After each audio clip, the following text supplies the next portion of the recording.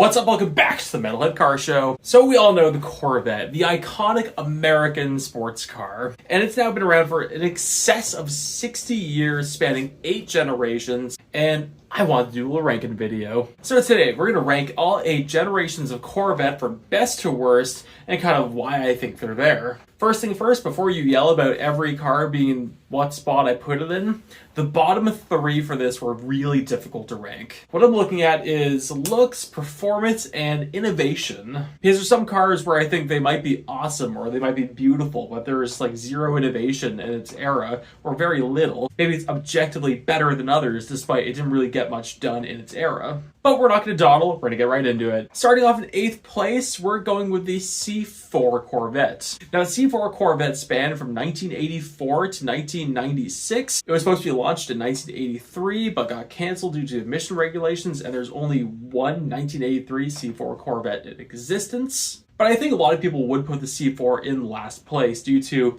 it's not the prettiest and it really didn't do much in the way of performance for the bulk of its life. Which is true. 1984 Corvettes you can pick up for like $5,000 because they make like 220 horsepower. And despite they were given a more advanced EFI and they were bumped up to 240 horsepower, which for 1985 was substantially better, it made 245 horsepower all the way to 1992. This is generally one of the weaker Corvettes, and it's not really the prettiest Corvette ever. I do think they're cool, but it's not the prettiest Corvette ever. It did have the ZR1, it did have the Grand Sport. Callaway did some really impressive things with the C4 Corvette and made kind of a little bit lackluster production C4 Corvette. So despite I do think there was some cool innovation to it, it was a step forward for the Corvette and it looked way ahead of its time compared to the Corvette that came prior to it. I am putting it in last due to the bulk of its life didn't really make much power, and it's just not the prettiest Corvette ever. No hate, I do like the C4 Corvette. I think they're a awesome bang for the buck, and it's great that there's still cars out there, or classic cars out there that people can get into. I am putting in 8th place. In 7th place, a car that no one's going to agree with, and that is the C1 Corvette. Now, this was where the Corvette started, and a lot of people will not like this opinion, but objectively, this is one of the worst Corvettes ever built, especially the first one. Now, that's why I do think the first Corvette is beautiful. It is one of the best looking Corvettes ever. It had a fairly gutless, like 145 horsepower blue flame straight 6, fitted to a 2-speed automatic transmission. So this thing was not fast. It wasn't that fast for 1953, but they did innovate. They gave it bigger engines, and a more efficient engine, and it got an IRS, and they did slowly evolve it into what we now know as the C2 Corvette with that beautiful rear end on the 1962 Corvettes. I'm putting it in 7th place due to objectively it's not the best Corvette ever, and it did have some great innovation, moving it forward in technology, but compared to the other Corvettes, I can't give it any higher than 7th. In 6th place, the C3 Corvette. Now this one's kind of weird because it kind of works in the exact opposite way of like the C4 Corvette, where it started on a really big high note and made some of the most impressive performance Corvettes we've seen up to that point, and then ended on a really, really weak note, like making 190 horsepower on this aging body with plastic bumpers. No hate, I think the 82 Corvettes actually look kind of cool. But in the late 60s and early 70s, you could get 427s, you could get 454s in these things, you could get 350s. They're working on turbo versions in the mid-70s. And that's kind of the big part. Despite there were some gutless Corvettes in the mid-70s, they're working on turbo prototypes. There's the Greenwood prototypes. They're actually working on a 305 fuel-efficient Corvette, which isn't cool, but let's face it, it's the only Corvette that got that treatment. It's innovation.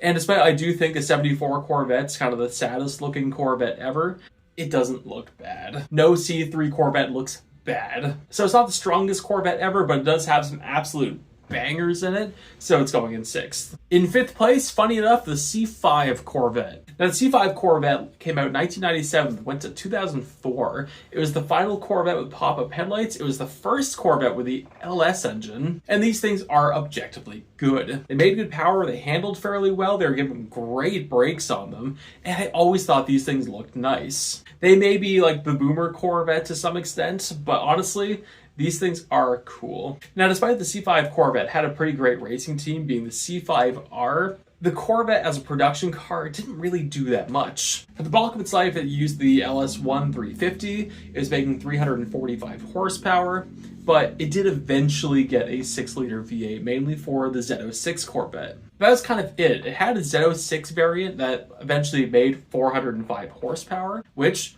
for 2003-2004 are good numbers. But the reality is there was base model and the Z06. They didn't do that much with this Corvette. And you could tell me, hold on, you mentioned Callaway for the C4 Corvette.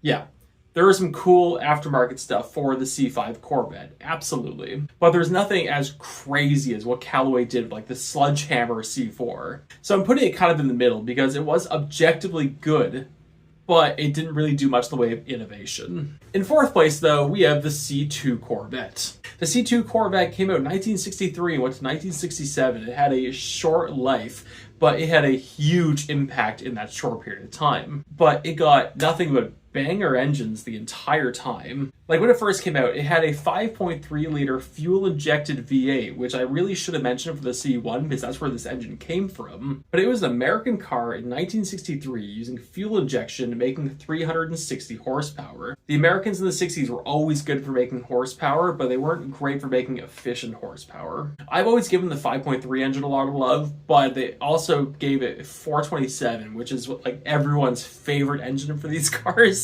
And the 1963 car also had that beautiful split window. Wildly impractical, but gorgeous nonetheless. So as I see it, this car had innovation, it had the looks, it had the power, it did a lot of things right. I'm not putting it any higher because there are objectively better cars, and frankly, I'm into a bit more modern stuff than I am the classics. I appreciate the classics. I love them, but I'm not going to ignore technically better cars. In third place, we have the C6 Corvette. Now, the C6 Corvette came out in 2005, went all the way to 2013. It had a pretty good production run. It was the first Corvette since 1962 that had fixed headlights. It was the first Corvette ever to make 400 horsepower standard. It would do over 30 miles to the gallon.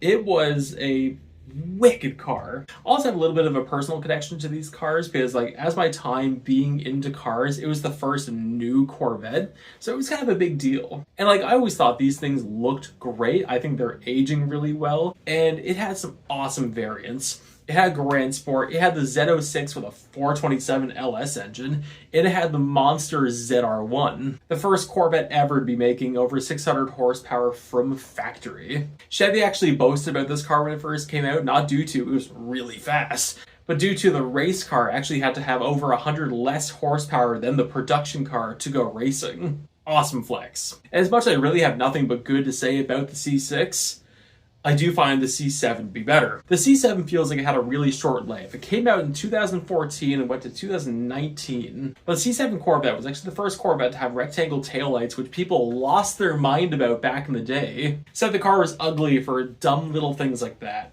This thing looks super cool. It's aging beautifully. Every Corvette was kind of the modern take of the Corvette prior to it, and I think this is no exception, but I think this is a huge jump forward from the C6. One of the things GM said about the C7 Corvette when it first came out was it was the first Corvette ever to be designed by engineers and not accountants. So it used like one or two parts from the C6, but it used one or two parts from the C6. Everything was different. They were really proud of this car, but the only real issue it had was they were really testing the limitations of the Corvette's chassis. Around the end of the C7's life, they brought out the ZR1. And the ZR1 was kind of the car to really show the limits of the chassis. It made 755 horsepower, and it really couldn't put that power down to the ground. These things were fast when you could put it down, but it was a fight to do it. Nonetheless, I think it earns a solid second place, which means the first place Corvette, the best Corvette in my opinion, is the C8. Now, it may not be fair to give the first place position to the newest car because,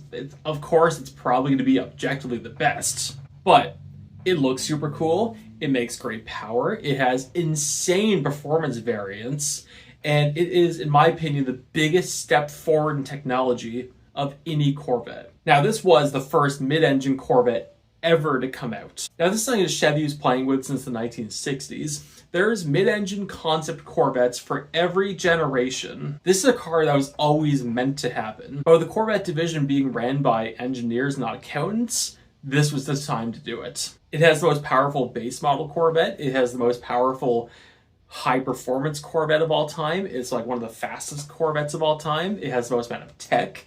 Like, the only issue with the C8 Corvette is it doesn't come with a manual transmission. It blows my mind these things are 5 years old now because they still look fresh and new and shiny whenever I see them, although they're probably due for a facelift. But I really don't have anything bad to say about them. I think these things are awesome and very well deserving of first place. But I want to know, what do you think? I assume you don't, but do you agree with my list? And if you don't, let me know yours in the comments. But thank you all so much for watching. I tend to post a couple times a week, and I'll see you later.